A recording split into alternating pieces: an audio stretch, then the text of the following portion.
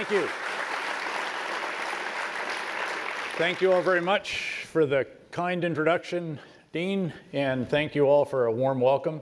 It is wonderful to be with you. It is a privilege to remind you what a privilege each of you has by being in the chair that you're in, whether you are student, faculty, staff, or photographer. This is there he is right there. He can vouch that we moved, 20 veterans through and 30 veterans through, less than 30 seconds per. So I mean, the all-stars are everywhere here at Stanford. And it really is a privilege to be back here, although the first time at the business school. And George, thanks for doing this, and to all of you for twisting my arm until I finally showed up. Thank you, sir, for joining us and for your tremendous service to our country. General Sir Petraeus, before we begin, we have many veterans with us here in the audience. If I may, I'd like to ask all the veterans present, please, to rise so that we may recognize you. Hua.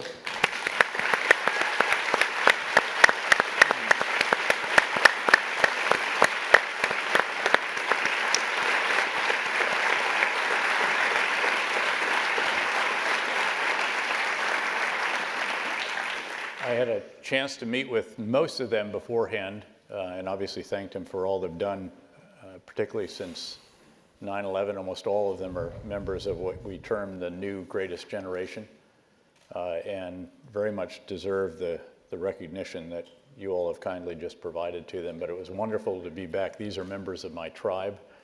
I was the sheikh of the tribe in various places along the way, and great to spend time with them again. But great to be here. You know, I'm in a new tribe now, the business world tribe, the private equity world.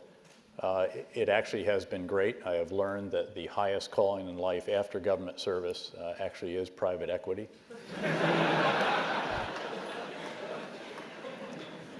I'm not joking. It really is. I actually believe in the concept where you provide not just capital, but expertise, assistance, support, guidance, and all the rest of that to firms, mostly private, although we do public equities. By the way, I must confess that I took the position with KKR without a complete understanding of the difference between private and public equities. I've sought to learn a few things in the last 5 years, but there's a great business world out there for those of you who haven't been in it already, and the inherent strengths of the U.S. system are quite substantial, despite the occasional shortcoming or noise that we may experience as well.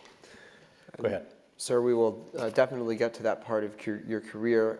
To kick things off, I'd like to start with some examples of leadership and judgment from your military career.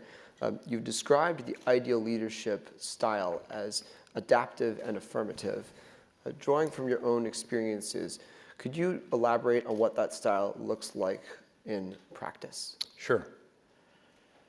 I mean, adaptive is pretty straightforward. It essentially means that you are learning faster than the competition. In the battlefield, we literally had a saying. It was in the counterinsurgency field manual, in fact, that we drafted when I was a 3-star back in the States between the 3-star and 4-star tours in Iraq.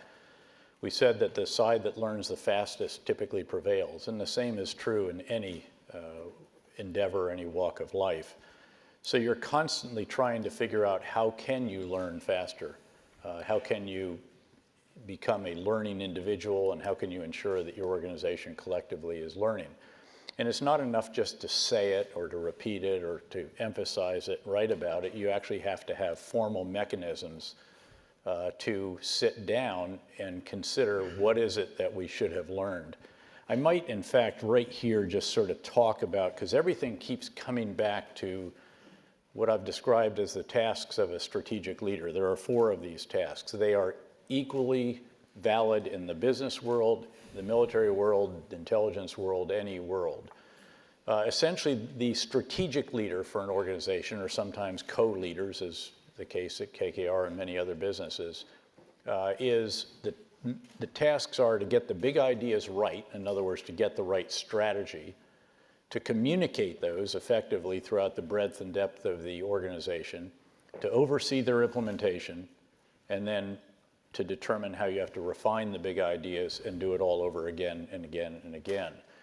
And facilitating adaptation and being an adaptive leader means that that fourth step is a formal step. This isn't something that you just sort of do while you're running or in the shower or moments of reflection or something like that.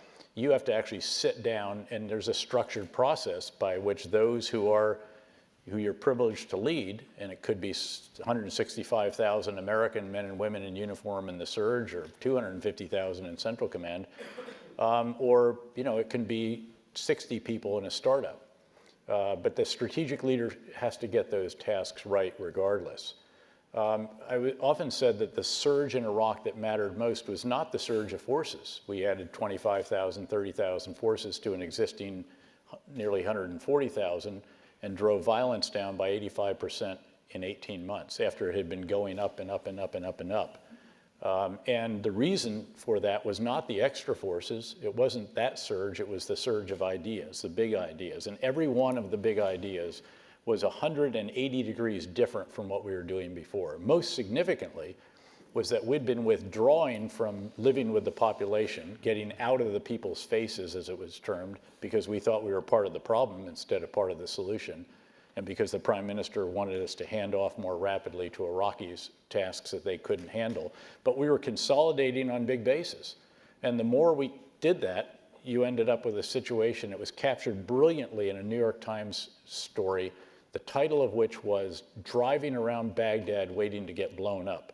This is how a sergeant first class described what he was doing on a daily basis in Iraq, because they'd basically leave their big base, they'd go drive around the neighborhood a few times, every now and then they'd get blown up, and then they'd go back to the big base generally for dinner or for the night. Obviously, that does not provide security to the people, which is the number one task and the foundation on which all else is built. If you don't have security, obviously you can't do anything else. And keep in mind that when the surge decision was made in December of 2006, there were 53 dead civilian bodies due to violence every 24 hours just in Baghdad. That's the capital city of the country. Obviously, there's nothing going on except for survival. So again, you've got to improve security. And big idea number one was you have to live with the people to secure them. And again, number one task is to secure and actually to serve the people.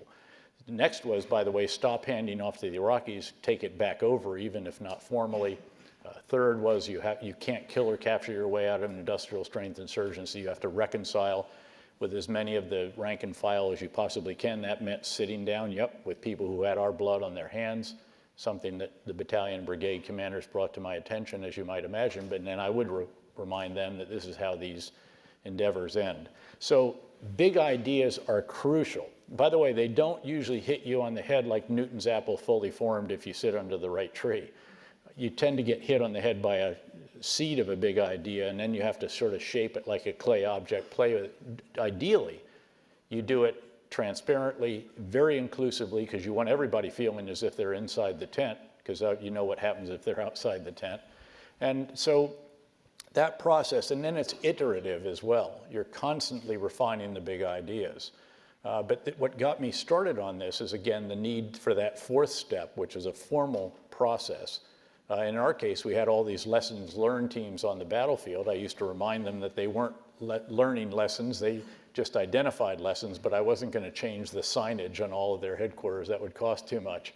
But they just needed to understand that a lesson is only learned once it's actually incorporated in the big ideas, communicated in the mission statement, the civil military campaign plan, all the rest of this, and then overseen. And again, there's many, many subtasks for each one of these. By the way, I've actually spelled this out for those who want to get more on it. There's at the Harvard Kennedy School, the Belfer Center has a website that we created on strategic leadership. Just Google Petraeus on strategic leadership at the Belfer Center. So we've worked our way through that. And so again, the adaptive component is something that's not just a state of mind or a phrase or an ambition. It's a formal process. And by the way, the great business leaders of America, when you talk to them, typically have something just like that. And I'll give the example of Netflix, perhaps. Reed Hastings is one of the extraordinary leaders of America. He is Jeff Bezos, others that are just incredible at being able to continually reinvent the big ideas or to develop additional big ideas.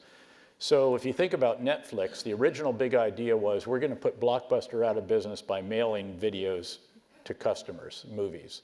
So that's the big idea. They communicate it, not too big a firm then. They oversee the implementation. By the way, there's metrics, there's the battle rhythm, how the leader spends his or her time. And then they get down to the bottom, and after a couple of years, they say, well, you know what? Blockbuster went out of business. But now everybody's mailing CDs to their customers. So what do we do now? New big idea. We are going to download. Broadband speeds are fast enough now. Customers can download videos. So that's the new big idea. Communicate it, oversee it. Get down here 2 years later. This has been fantastic. You know, we're scaling and everything else, but now everybody else is offering downloaded content. So what do we do now? Well, we create our own content. $100 million on House of Cards alone. Communicate it, do it, get down here. Gosh, this is fantastic, but now everybody's doing that as well.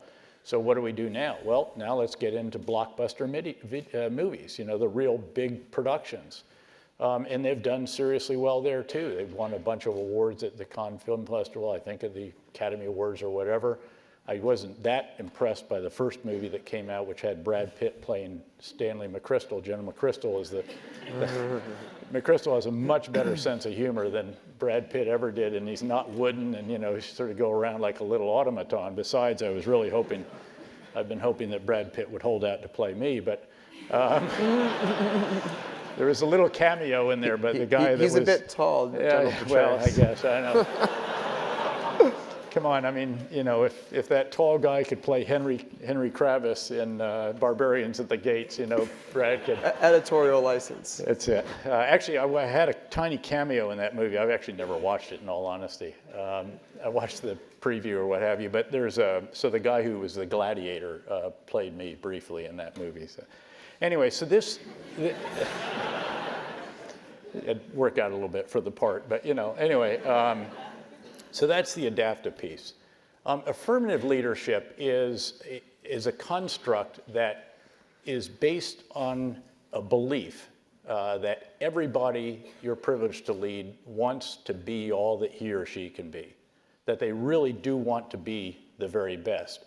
Now look, if you're honest, you know, outside of Stanford and Harvard and a few other places, that may or may not be completely true. It still is the way that you ought to act until folks prove that you shouldn't act that way. And so what I mean by affirmative leadership is, you know, instead of saying, hey, George, you better have that damn report on my desk by Monday at noon or I'll have a piece of your backside, I say, hey, George, I heard people are talking already about this report you're going to get to me on noon and on Monday, and wow, I'm really excited about it already. They say it's really going to be terrific, going to set the world on fire. I don't know if I'll be able to sleep on Sunday night. I'm so excited about it. Do you want a double space or single space? Yeah, you know, look, I've just put a whole, you know, big rock in his rucksack. He knows he's really got to produce now, but I did it affirmatively rather than negatively. And so that's the concept, I think, that we talk about there. Fantastic. A lot of useful leadership lessons there. Don't forget preemptive praise. So this is where you walk into Prime Minister Maliki in the Iraqi White House and you say, Prime Minister, no need to say anything. I have heard that you are pursuing this particular initiative and that you're working out the construct of it and how to implement it and all that. No need to say anything, Prime Minister, because of course he has no intention to do this at all. But you just keep going and going and going until you realize he's finally sort of capitulating and realize, oh, Petraeus will never stop until I just say, okay, yes, I am pursuing that initiative. And then, of course, he does, and it succeeds, and he said, man, I had this initiative. General, wasn't that a great initiative that I had? Again, consider that approach as well. I wanted to return a little bit to your military career. You've talked a bit about the surge, and you know, I think all of us could benefit a lot from understanding how you, at this point, you staked your career on this strategy. How did you handle any doubts or concerns you might have had about the strategy? Well, first of all, I mean, at the end of the day, it's all about results. And you know, I was born and raised by an old crusty Dutch sea captain, Dutch American, and a librarian mother. And I remember when I'd come home from school or something like that, and it wasn't all A's or it wasn't exactly what it should have been. He'd just sort of look at, and I'd start offering, well, I had so much going on in the sports and all this. He'd just sort of look at me until I stopped, and he'd say, "Results, boy." And results, at the end of the day, was what enabled us to continue the surge. We had 6 months, basically, to show that this was going to work. I knew that during the confirmation hearing. I was really sort of forced to agree to come back at 6 months. Then I came back at 3 months, but behind closed doors, very different dynamics than when all the cameras are on. It was sort of a scene like we saw setting up this morning on the news for Mark Zuckerberg. I mean, just the whole well is full of cameras. But by that 6-month mark, 8 of the final 11 weeks saw a precipitate drop in violence. And so now you have something that is very, very substantial. And then it kept on going, and ultimately, as I mentioned, it was down by 85% over 18 months. So at the end of the day, it's really about results. Now, what did I do up front? Well, I sought to convey to them, this is what we're going to do. These are the big ideas. This is how they're different from what we have been doing. The interesting thing is that, nobody gave us any guidance for that. People think that we were sent over there to implement a, quote, comprehensive civil military counterinsurgency campaign. Not at all. We just selected, confirmed, and get over there and fix it.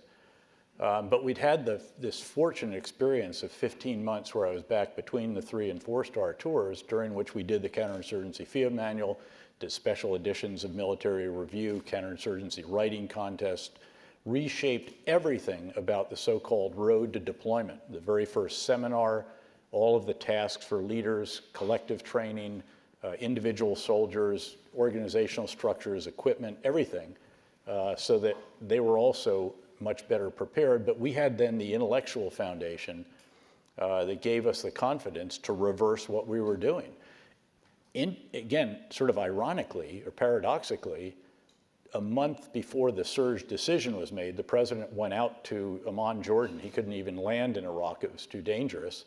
And the prime minister of Iraq went over there to meet with him. And they actually agreed to accelerate what we had been doing throughout 2006, which was, again, to consolidate on big bases, hand off to the Iraqis, release detainees, all the stuff that we reversed completely.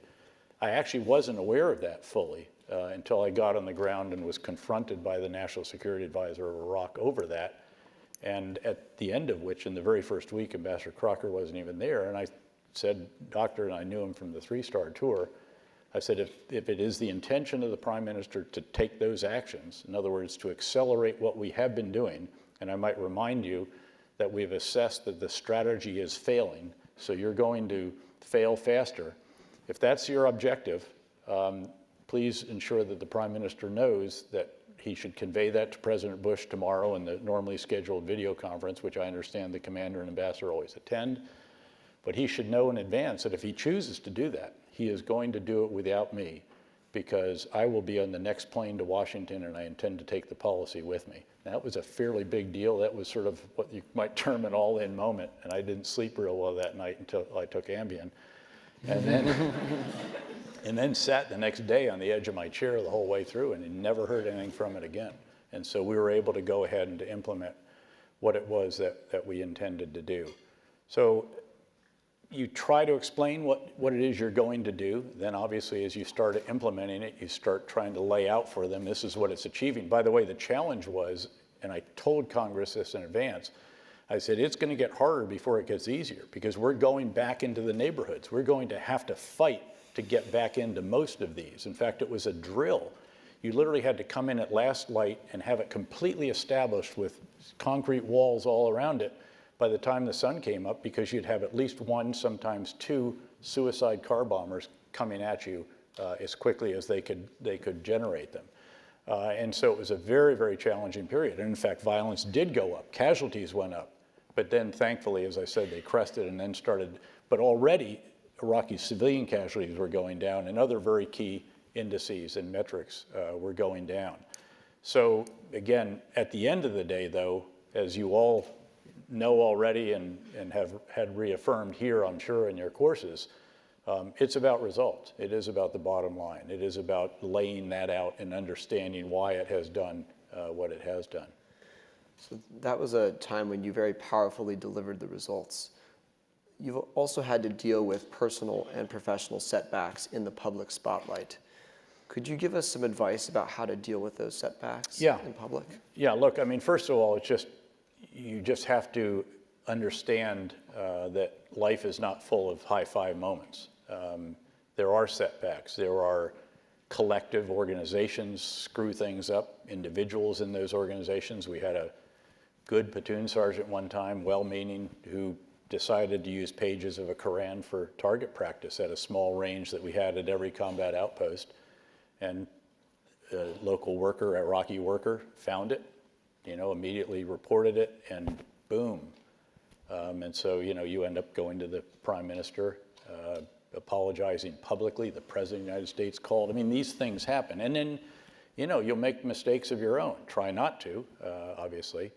But that happened, and obviously I did and experienced that. And I think that, what you do in a situation like that, or any situation where there has been a mistake or a setback or a shortcoming, is, I determined specifically what did happen, why, own it publicly, acknowledge it, apologize for it if that's required, and most importantly, determine how to mitigate the risk of this recurring in the future. Look, we spent that entire surge tour was spent, frankly, with that process going fairly regularly. I remember at the end of it, to give you a sense of what that experience was like, I had this fantastic Chief Warrant Officer, 3 or 4, who was he was the head of the security detachment that we had. I don't know if we had somewhere between 40 and 60 people, something like that. That most of those rotated, because again, I was there for 19 and a half months on that tour. But he stayed. And by the way, he went with me to CENTCOM and he went with me to Afghanistan, a tremendous guy.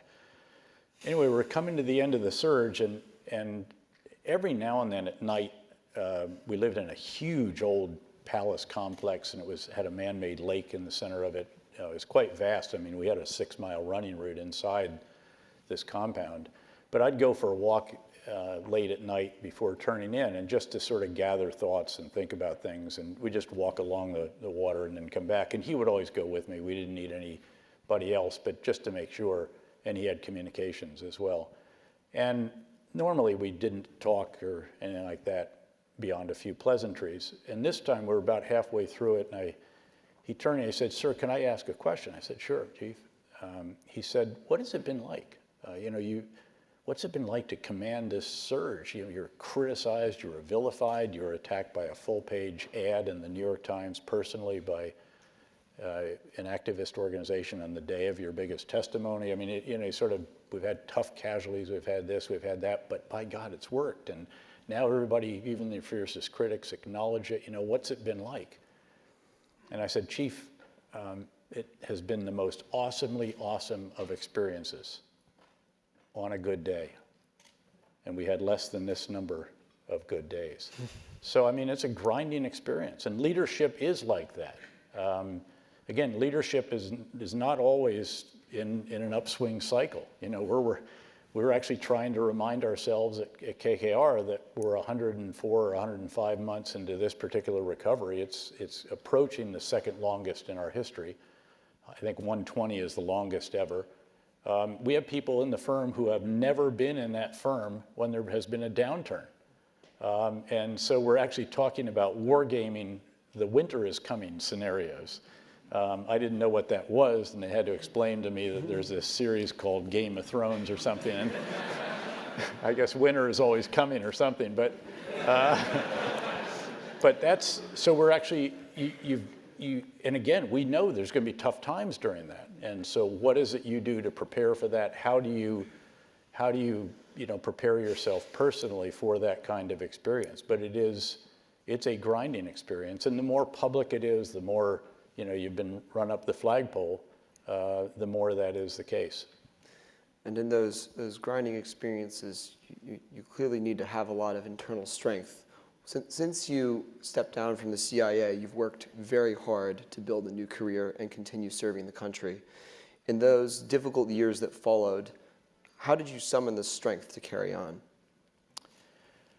Well, I think, you got to realize that life goes on, or it should, and then you start figuring out, okay, what are the options? What is it that would be fulfilling, rewarding, help pay for the grandkids' education and a few other things like that. And in my case, it was the idea of intellectual stimulation. I don't mind travel. I mean, I was in 22 countries last year alone, one of them, I think, 6 or 7 times. And so, busting your butt is okay. I mean, I've got many of my West Point classmates are literally completely retired. Some of them are literally down in golf communities in Florida riding around in golf carts and trying to persuade me to come down there. And what an awesome thing that is. And I think that's where I might actually pull out the service pistol and consider. But, I mean, I actually outlined a leadership book. It was titled Relentless, Leadership Lessons Learned, -- Some the Hard Way. But I was very, very fortunate. I mean, people called immediately and said, hey, when you're ready to resurface, come on up. I knew Henry Kravis before. He was one of those, but there were a number of others. So there were tremendous options, but then I deliberately also chose to do some that were in the academic world. I taught for 3.5 years every week, actually, at the Honors College of the City University of New York. Did it for $1 a year the first year when, again, one of the activist organizations objected to the great salary they were going to pay me. But it was about, again, the intellectual stimulation, the fun of interacting with students. It was on a course called the North American Decades, which is what I contended follows the American century and precedes the Chinese or Asian century. And the number of S's on the end would depend on how effective Washington is at turning legislative, regulatory, and policy headwinds into tailwinds, particularly with a focus on, there were 4 revolutions that we explored with a policy perspective: the IT revolution, which is the basis for most of the others; the energy revolution, unique to the US in our circumstances and a tribute to the US because it has only happened here; the manufacturing revolution, and then the life sciences revolution. It was just great fun. And then I have a chair at USC where I spend a week per semester, including hosting a startup event most of the times that I'm there. Sometimes it's every other. But we bring in 45 or so venture capitalists. I'm actually personally invested in 15 different startups, which I just enjoy doing, in part because I really enjoy young leaders with great big ideas. It's very exciting, and then you can help them. Then you have the firms in which we're invested. I hosted the co-founder of Lyft for dinner last night here. We have a big Menlo Park office. So it's a great, stimulating life. I'm also on the speaking circuit, the highest form of white-collar crime in America. I want you to know I've waived my outrageous speaking fee for this great privilege. But we are very grateful for that. And then there's, the four think tanks that I'm actively engaged with, and then about a dozen veterans organizations. And so, plus we have a brand new granddaughter, and our son's dog. He's actually up at Harvard Business School doing the JD MBA program, and daughter and son-in-law live nearby. So I've been very, very fortunate. But I was going to use this at the end, but I might use it here. Luck, and I've been, accused of or described as being lucky at a number of different ventures over the years, including Command and General Staff College, graduate school, Iraq, and all these others. And my response to that, not necessarily directly when people are saying that, but is to offer that I think luck is what happens when preparation meets opportunity.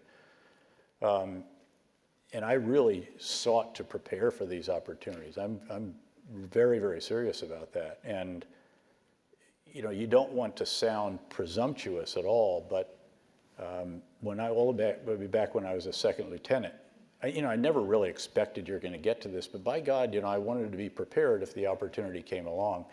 And I'd been impressed by this statement that Napoleon used to say, that every corporal has a field marshal's baton in his rucksack. In other words, be ready. You never know. A corporal could be called Petraeus for field marshal.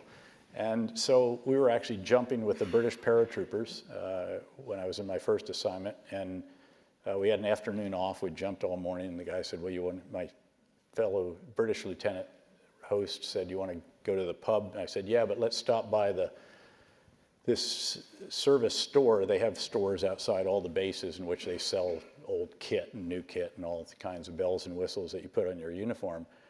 And I said, I'd like to see if they have a field marshal's baton used. Sort of looked at me strange, but anyway, we went in there. It was run by an old retired regimental sergeant major. These guys are super crusty. And he said, well, what do you have? And I said, well, Sergeant Major, I wonder if you have any used field marshal's batons. Oh, he said, fresh out of those, mate, but we have this little swagger stick. And I actually bought the swagger stick. I tied it to the frame of my rucksack, which I used all the way through, I think, 2-star division command. And with green cord, 550 cord, as the veterans here would know, burned on either end and tied off with a proper knot. And nobody else could really see it, but it was there for me. And every time I lifted that rucksack, which had to be thousands of times over the years, took it on and took it off and put it on, it was there reminding me that, you need to be ready. You need to be prepared. Your individual study, your experiences, your professional development, all the rest of that stuff, be serious about that. And you do it, with a smile, with a joke, try to be self-deprecating or whatever. But at the end of the day, in the back of your mind has to be that this actually could happen. And to be truthful, but for a few months here or there at different junctures, none of it may have happened. But that's what you do. In my post-government stuff, did I prepare for that? Gosh, I don't know. I did do the academic stuff. I did, not at the time thinking that was what I was going to do, mingle with people who invited me to speak at in their dining room in New York, but mostly just because I was trying to convey to people what we were doing, and these were influencers and a great opportunity. By the way, a great, so people asked, how did you get to know Henry Kravis? And I said, well, his wife, who's a serious intellectual in her own right, shot me an email out of the blue one time. It was a 3 or a 4-star, and I was going to be in New York doing something at the Council on Foreign Relations. She saw it, noticed that there was no dinner offered, and so she said, you got to eat. Why don't you eat at our place? And we have a pretty good track record of people coming who are invited. In fact, she said, you can ask us to invite people. So I said, super, thanks so much, Marie-Jose.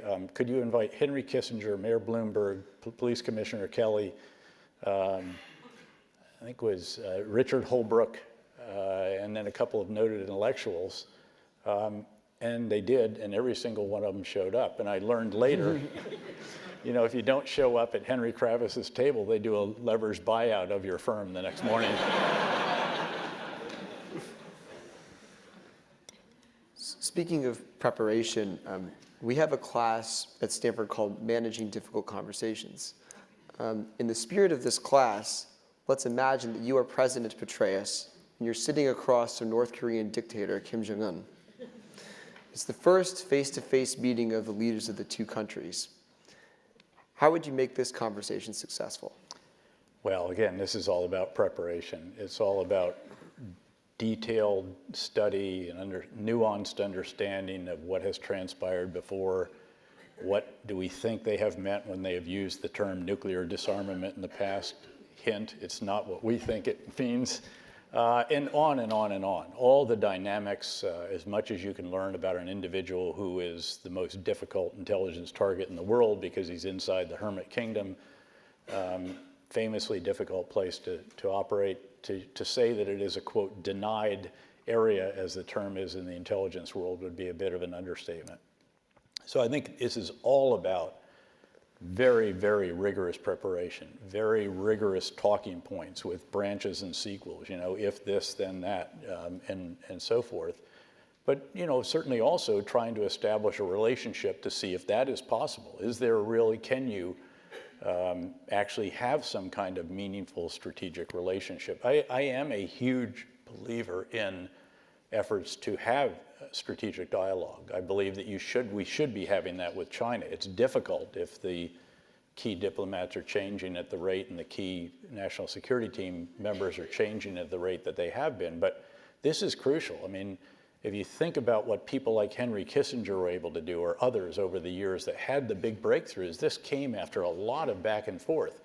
You know, you talk about luck being what happens when preparation meets opportunity. Henry Kissinger used to run a summer, I think it was called the summer seminar or the senior seminar. I went back, I actually at one point read everything that he wrote, including the books about him, which described how he prepared for these opportunities that he had during the 8 years that he was National Security Advisor and then Secretary of State. It was very, very deliberate.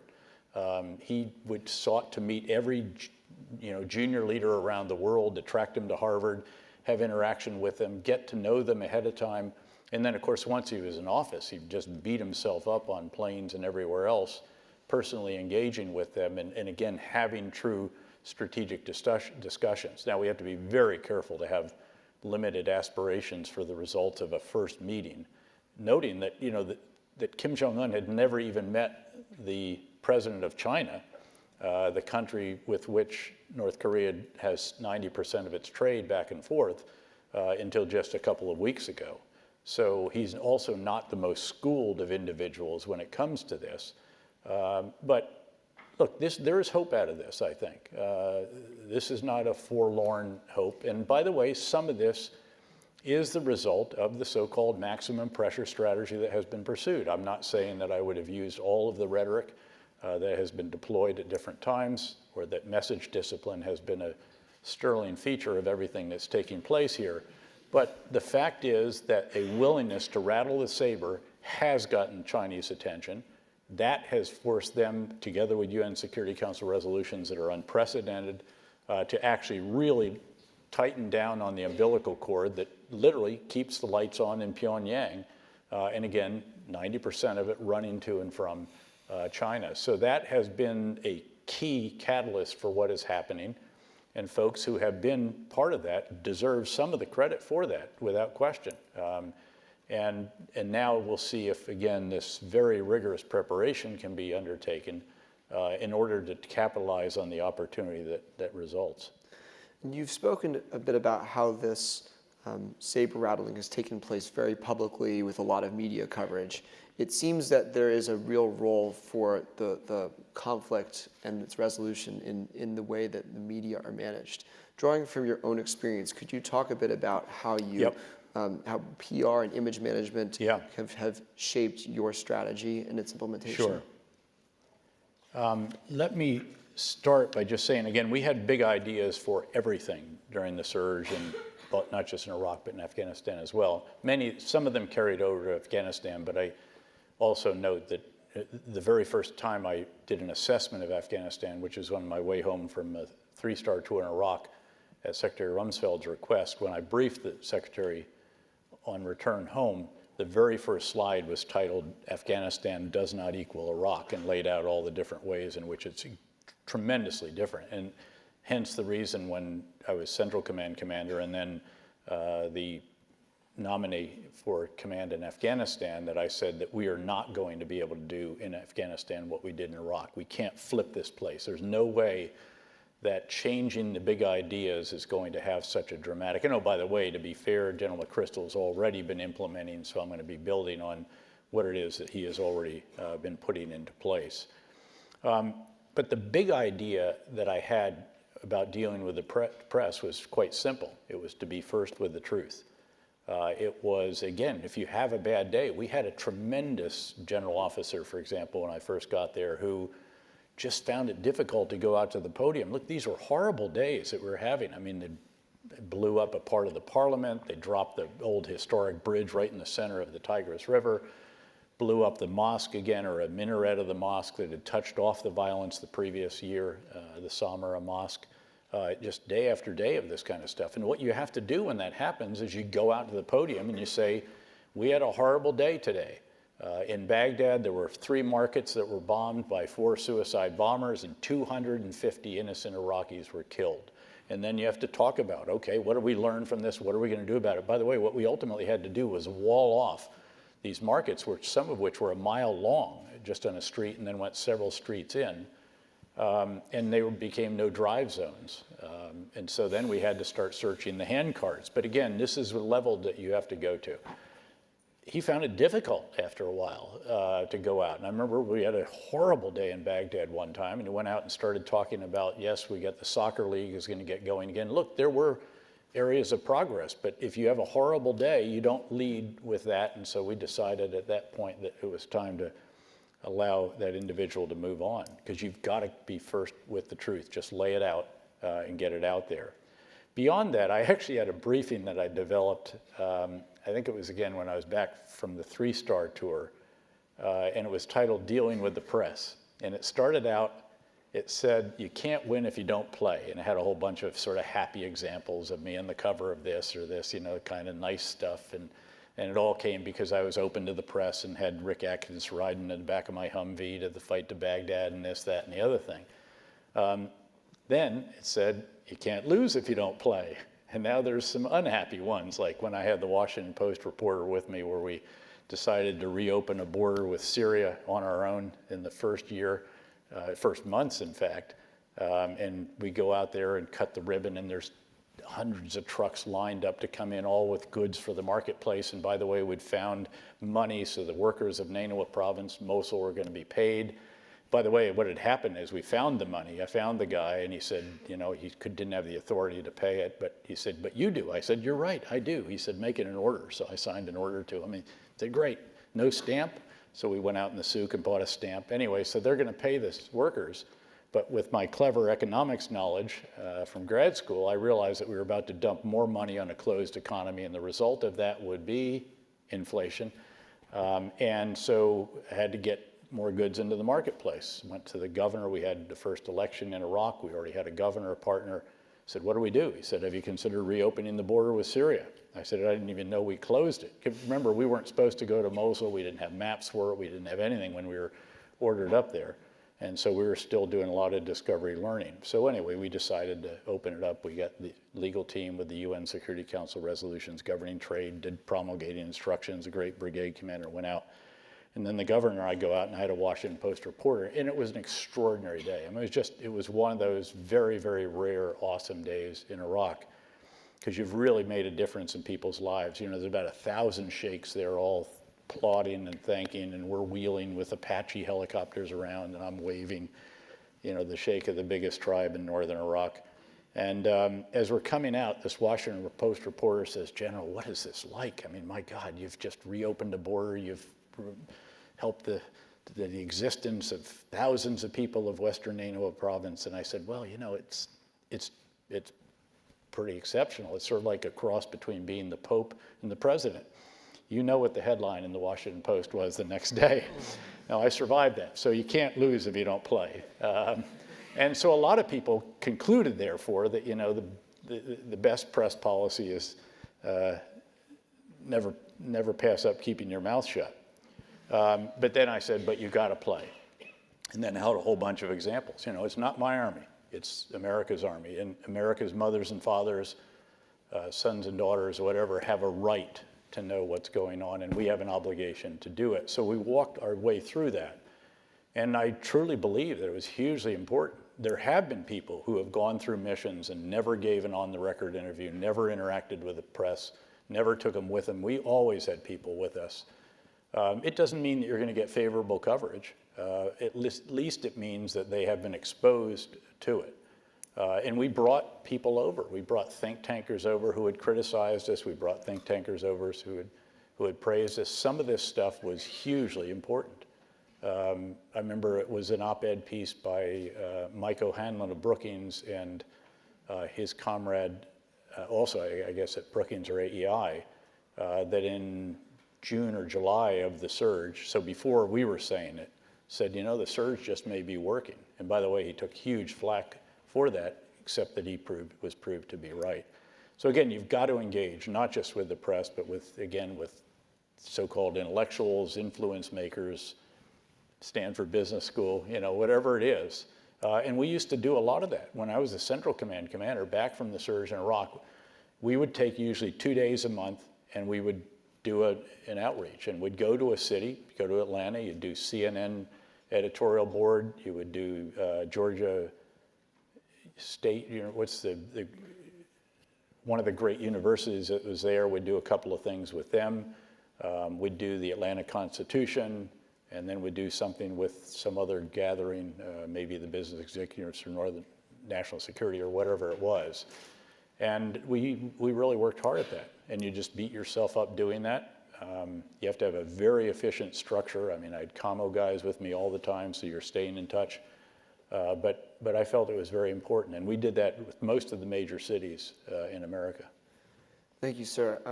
We're going to turn it over to the audience for a couple questions and then close. So if we could get the first question from the audience.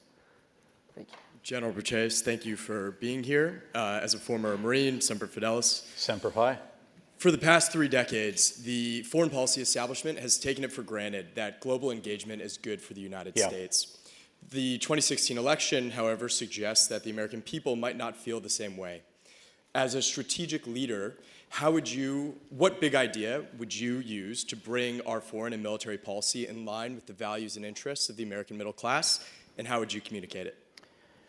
I think if you start again by being first with the truth, you probably have a decent approach. And by this, I mean that political leaders and policymakers, I think, have tended to focus on the pluses of trade deals, of globalism, of opening our economy to others, and then welcoming other countries into it, China into the WTO and so forth and so on, but have sometimes been a little bit less forthright about the fact that there are losers as well as winners when you have a trade deal. And I think you have to go into this, and this is a challenge because the losers, this is an existential issue for them. I mean, in NAFTA, once we did NAFTA, I think every shoemaking company in America, except for maybe one in New England, literally went out of business. The clothing manufacturers in North Carolina and the Eastern Coast went out of business. Again, there were significant shifts, and certain sectors were completely decimated. And I think what you have to do is say, look, here's what is going to happen, again, to the best of your predictive ability. Then say, in view of that, we are going to have, there's something called TAA, Trade Adjustment Assistance. That is going to be longer and more substantial than we have ever done it in the past. We are going to help these sectors that are affected to relocate, to reskill, to adapt, and to learn and so forth. And those that can't, we will be with them for life. But I think that's the kind of approach that you have to have, rather than just this kind of simplistic, again, assumption, as you noted, that globalism is good. Well, actually, it's not for everybody. Some are literally losing their livelihoods because of that. Beyond that, I mean, I think right now we have to acknowledge, as an example, that many of our hopes and aspirations for China's entry into the global trading and World Trade Organization and the rest of this, that as they got more enmeshed in trade, as they were more prosperous, as they engaged more in the world, that inevitably they would become more open, more transparent, more, like us. And that actually has not been the case. And again, you can talk about the messaging and the message discipline and some of the rhetoric and all the rest of that without question.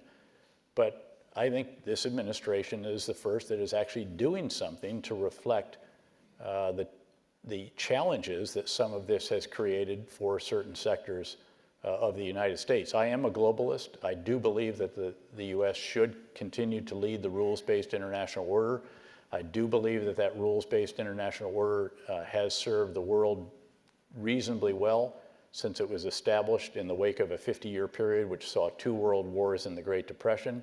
But I also acknowledge that it is not without costs, it is not without downsides as well as upsides, and that if others are allowed to lead the rules-based organization or international order, they may well change the rules in ways that will not necessarily be advantageous to us. Now, again, could you do this with a little less brinksmanship? Could you, et cetera, sure.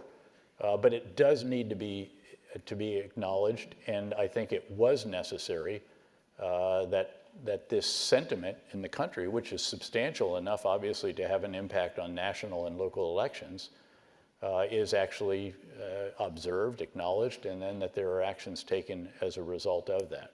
Again, I say that as somebody who does believe in that rules-based international order. By the way, I tend to believe that one of the biggest challenges today, a world that has revisionist powers, Islamist extremists, growing cyber threats, domestic populism, which is really challenging democracies in many places of the world, dysfunction in Washington in various respects, all of that one of the biggest challenges is actually the strain and stress on the rules-based international order at a time when America, not just the administration, but Americans, fairly substantial numbers of them, have some reservations about, or at least questions about whether or not we should continue to lead it. Again, I believe we should. I do believe in the freedoms that we enjoy, along with the veterans here, obviously, have been felt privileged to protect those in a sense, and by serving in the military, believe that they're the best for mankind and all the rest of this. But have to note that again, all of our different aspirations have not necessarily come to pass. And beyond that, I mean, we just have to also acknowledge the biggest single shift strategically right now in the overall context is that we are back in an era of renewed great power rivalries. Principally, of course, the strategic competition between the US and China, which we should also note that we're also our #1 trading partner. So this is a very different competition from that, say, between the West and the East during Soviet days. But it's also the resurgence of Russia. It's the gradual rise of India, the shift of other great powers around the world. And those dynamics are important, and this is what we've got to try to explain to folks while being upfront and recognizing that, again, there are people disadvantaged by some of these deals and by opening one's economy to the rest of the world, and therefore you need to take care of those people better than we have. And that's the whole reason that you have people that are so outraged at what has taken place. So we're almost out of time, so I wanted to close with one last question. Yep. You have over 40 veterans sitting before you today. How can we as private citizens and as private businesses better serve veterans who return from combat? Well, I think, by the way, KKR has a Vets at Work program. I'm privileged to be the chairman of that.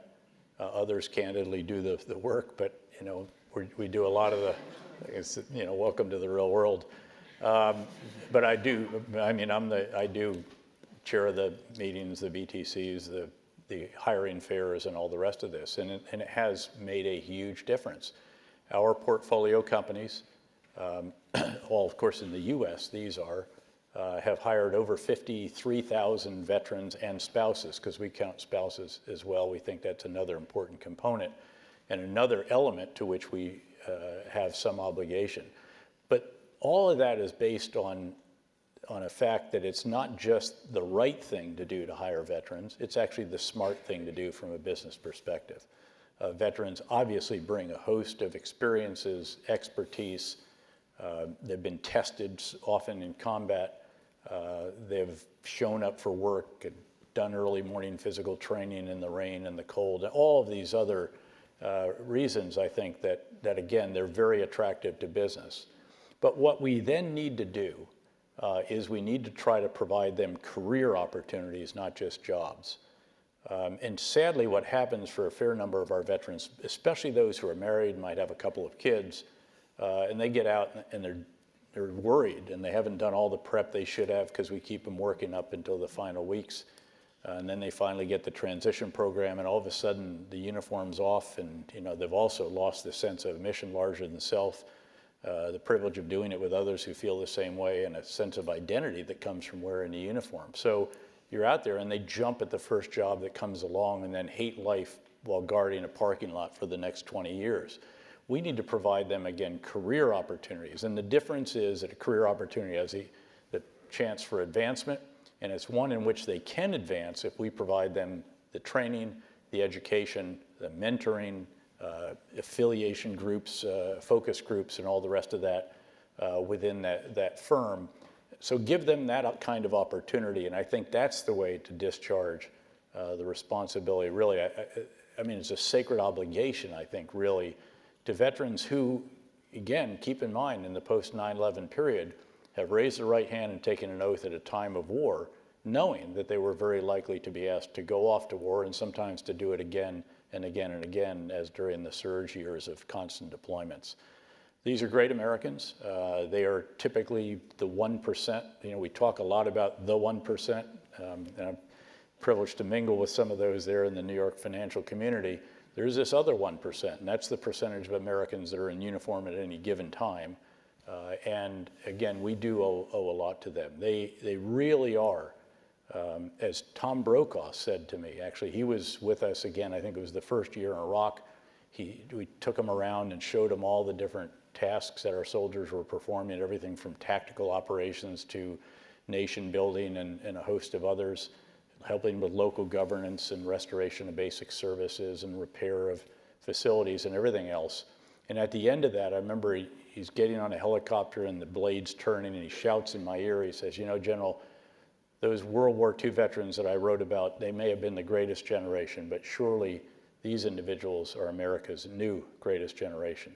I firmly believe that. I feel very privileged to have served with them on the battlefield, and I remain very, very grateful to them for what they have done. But I want to end this the way that I started. It is to remind you of the extraordinary privilege that you have. We talk about luck being what happens when preparation meets opportunity.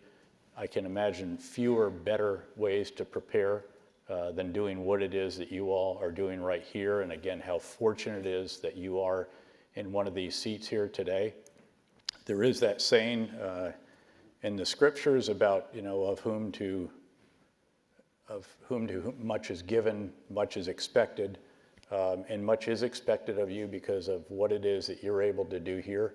And I'm very confident, because of my practice of affirmative leadership, that you will prove us all right. Thanks very much. Thank you, sir.